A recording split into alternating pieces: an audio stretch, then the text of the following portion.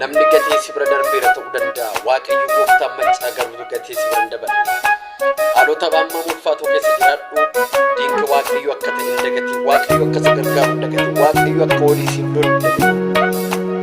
kan kee gubbaadha dubbatama kan kee gubbaadha hojjetama tarii lafarraa nama waan dhabdeef tarii lafarraa gargaarsa waan dhabdeef qalbiin keessa cabeen hin dhiphatiin obboleessa obboleetti waaqayyo baay'ee tun kenni ganamaa kaasee amma maati si biraan hafe ammas wajjin ta'a eeyyee waan baay'ee dabartee waan nama harka laachifamte harka si kennatu malee waaqayyo gooftaan mancaa keenaaf galaanaaf Firaa'ooniin kan waliif godhee saba isaa gidduudhaan ni fudhate waaqayyo gooftaan mancaa diina kee walitti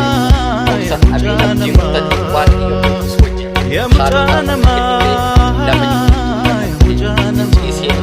lafa riphee sanaa ka'e hunda keessaa riffate gooftaan mancaa gara bira keessaa jiruuf harka waan si qabuuf amma dammaqee waaqayyo si wajjin isa guddaa laattee isa guddaa uumaa erga galtee na jettee yaaddee isa guddaadhaa dhufes isa guddaas waaqayyo si gara eeyyee lafa ulfinaatti si baasa waaqayyo gooftaan mancaa nama ulfinaa nama kabajaa guddisuu malee nama salphoo guddisuu haati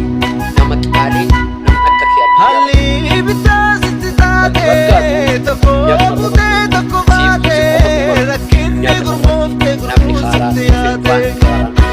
jettu si gadduu dabalaan koormaan madaa eegalaan koo si kakkabanuu sitti hoodhaa garaan koo Natu sinjede natu sinjede natu aha opinka kadeni dalagonga